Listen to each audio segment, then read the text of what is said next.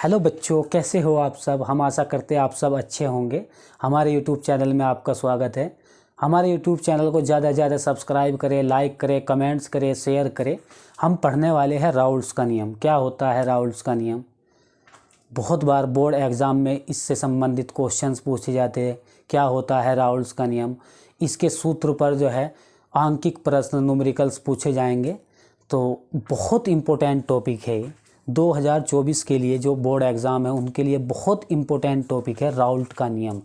तो सन 1877 में राउल्ट ने विलियनों के ऊपर एक नियम दिया, जो बाद में जो है उन्हीं के नाम पर राउल्ट का नियम कहलाया।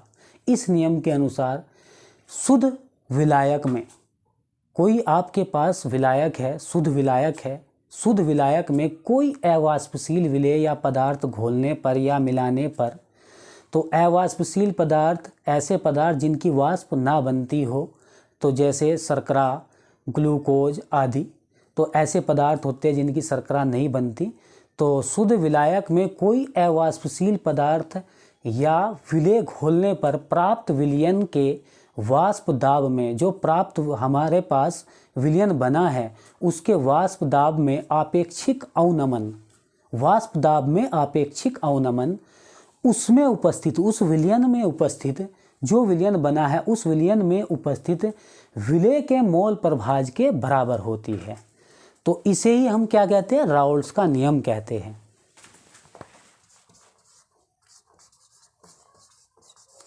किसी शुद्ध विलायक में उपस्थित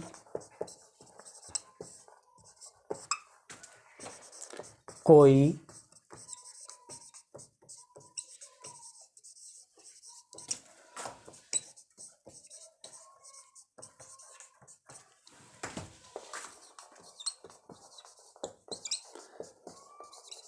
अवाष्पशील विलेय या पदार्थ घोलने पर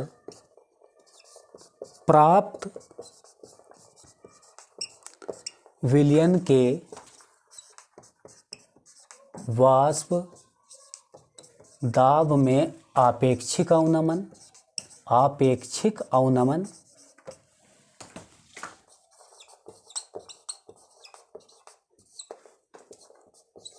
उसमें उपस्थित विलेय पदार्थ के, उसमें उपस्थित विलेय पदार्थ के मोल प्रभाज के बराबर होता है।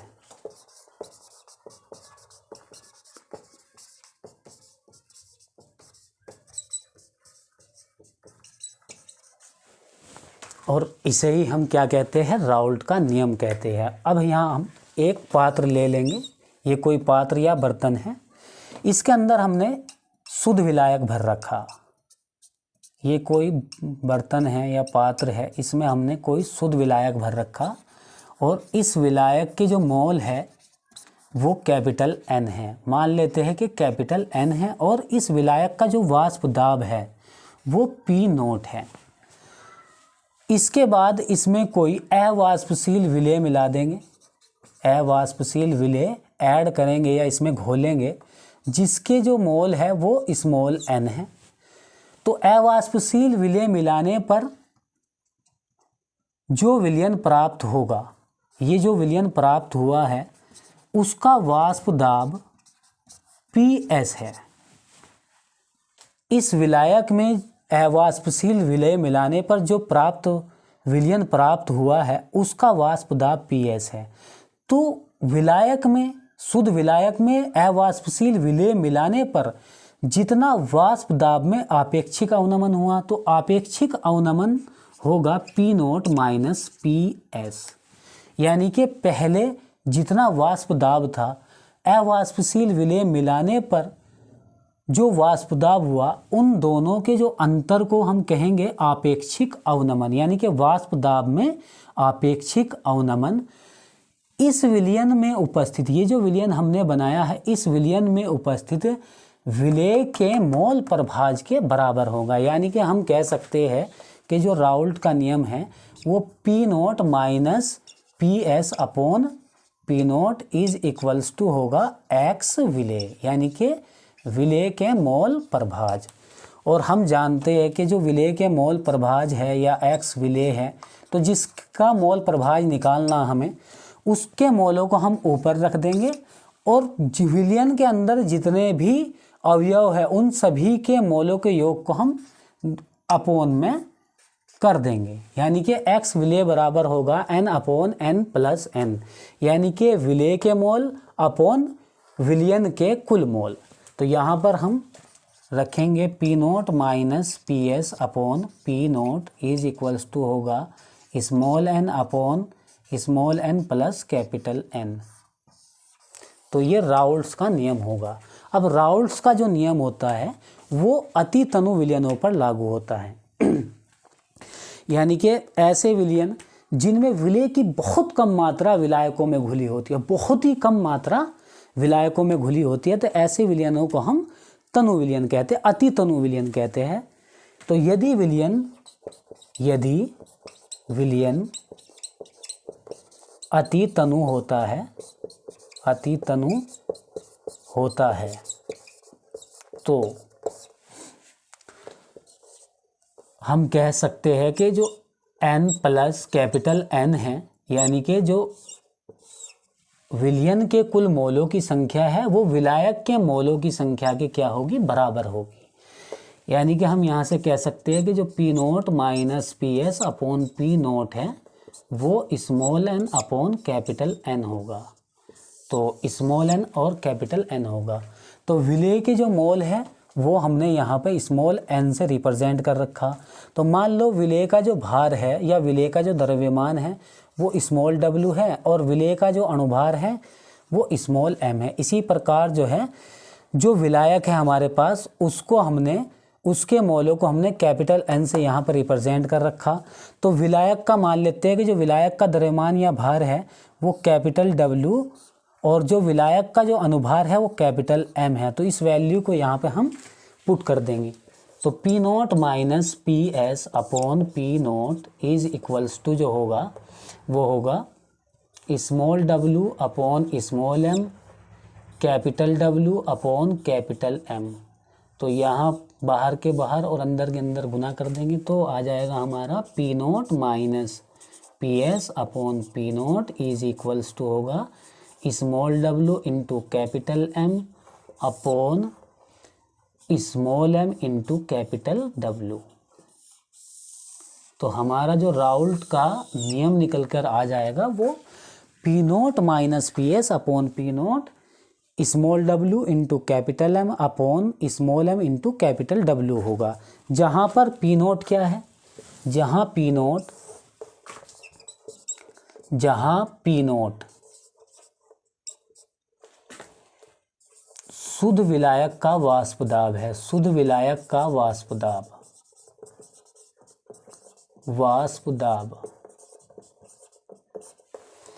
PS अवाष्पशील विलेय मिलाने के बाद जो प्राप्त विलयन है, प्राप्त विलयन का वाष्प दाब स्मॉल w है, विलेय का द्रव्यमान या विलेय का भार, विलेय का जो भार या द्रव्यमान स्मॉल m होगा, विलेय का अणुभार, जो अवाष्पशील विलेय हमने इस विलायक में मिलाया है उस विलेय का अणुभार। कैपिटल W होगा विलायक का द्रव्यमान, विलायक का द्रव्यमान या विलायक का भार। ऐसे ही कैपिटल M होगा विलायक का अणुभार, विलायक का अणुभार।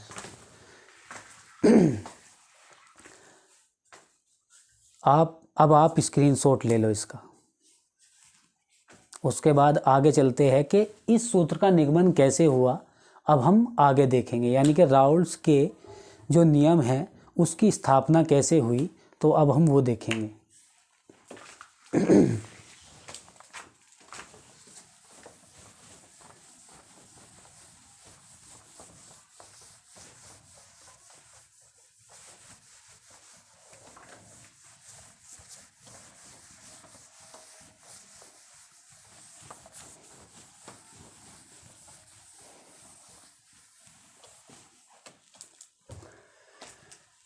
राउल्ट के नियम की स्थापना या निगमन कैसे हुआ? राउल्ट के नियम की स्थापना या निगमन कैसे हुआ? राउल्ट के नियम की स्थापना, तो ये हमारे पास क्या है, कोई बर्तन है और इस बर्तन के अंदर या इस पात्र के अंदर हमने एक विलायक भर रखा। तो ये कोई इस बर्तन या पात्र के अंदर एक विलायक भर रखा है। तो विलायक का जो वाष्प दाब होता है, वो जो विलायक की सतह पर अणु है, किसी भी विलायक का वाष्प दाब विलायक की सतह पर उपस्थित जो अणु होते हैं, वे अणु कितने वाष्पीकृत हो रहे हैं या कितने अणु वाष्पीकृत हो रहे हैं, उनकी संख्या पर निर्भर करता है। यानी कि जो विलायक का जो वाष्प दाब होगा, वो विलायक की सतह पर उपस्थित वाष्पीकृत होने वाले अणुओं की संख्या पर निर्भर करता है। तो विलायक का जो वाष्प दाब होता है, वो विलायक की सतह पर उपस्थित जितने भी अणु होते हैं, कितने अणु वाष्पीकृत हो रहे हैं, उसकी संख्या पर वो निर्भर करता है। अगर अणु वाष्पीकृत होने वाले अणुओं की संख्या अधिक है, तो जो विलायक का वाष्प दाब है वो अधिक होगा। अगर वाष्पीकृत होने वाले अणुओं की संख्या कम है, तो विलायक का वाष्प दाब कम होगा।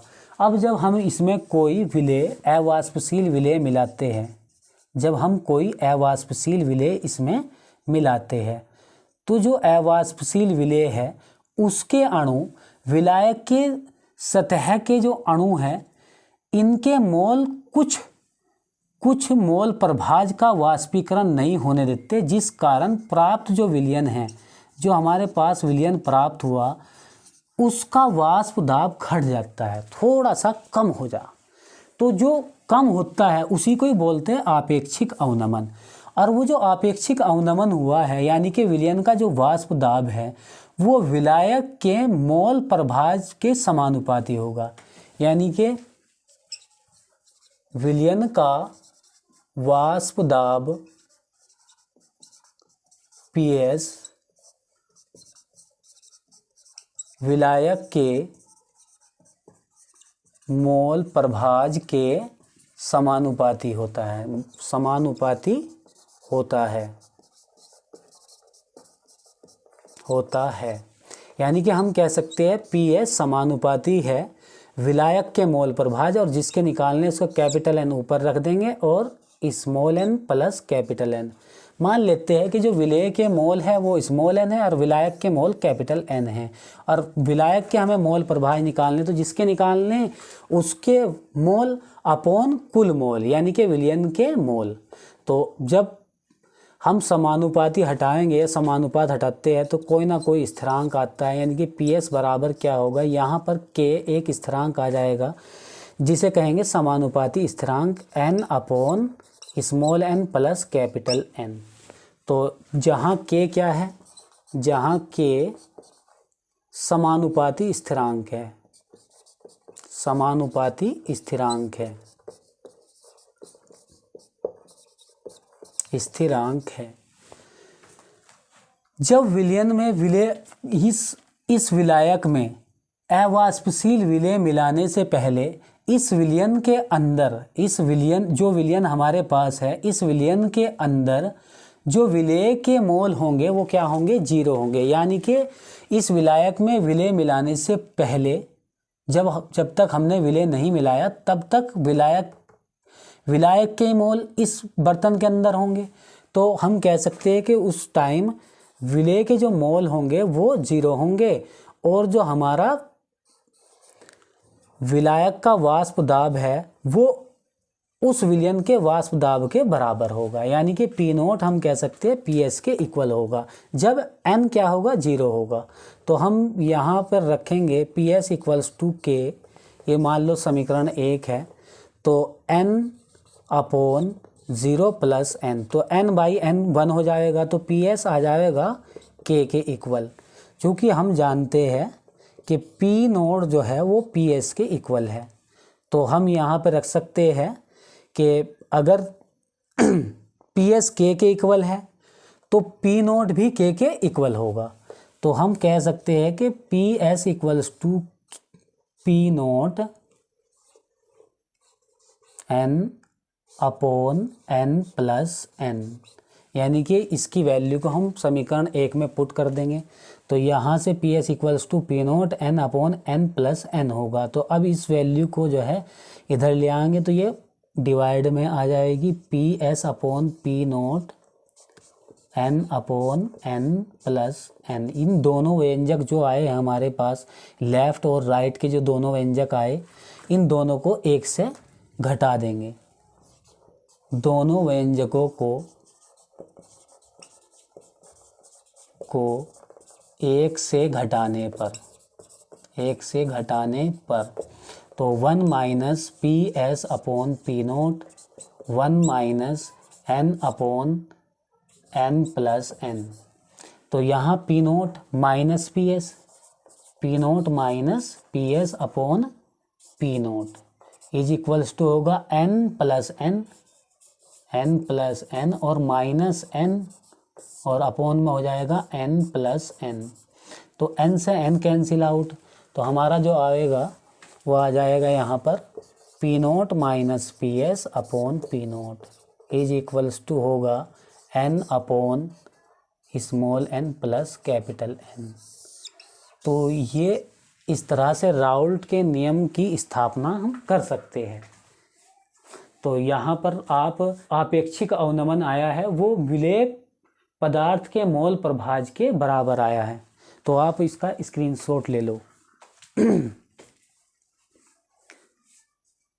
उसके बाद पढ़ेंगे राउल्ट के नियम की सीमाएं।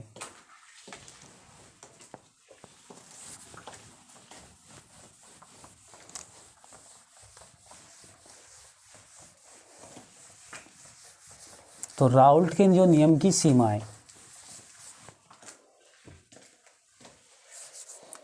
नियम की सीमाएं क्या सीमा है? तो नंबर 1 जो है, यह अति तनु विलयनों पर लागू होता है, विलयनों पर लागू होता है।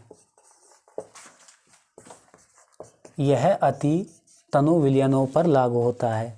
तो जो राउल्ट का नियम है वो अति तनु विलयनों पर लागू होता है, जो है अति तनु विलयनों पर लागू होता है। दूसरा है, यह अवाष्पशील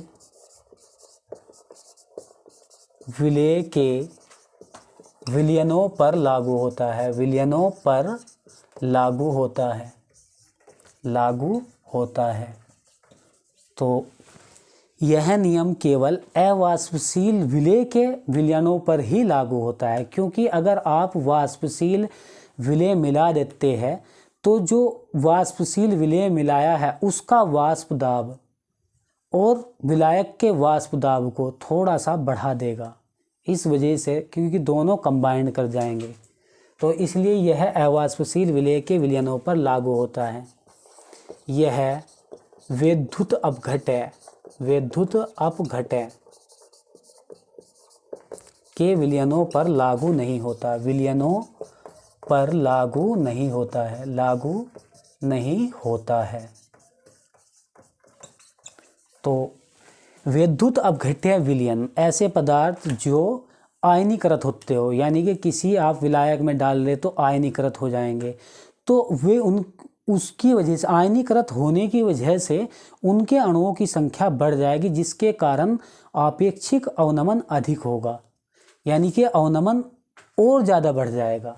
तो इसलिए वैद्युत अपघट्य के विलयनों पर यह नियम लागू नहीं होता। जैसे मान लो कोई पदार्थ है आपके पास XY और ये अपने घटक आयनों में टूट सकता है X plus plus Y minus.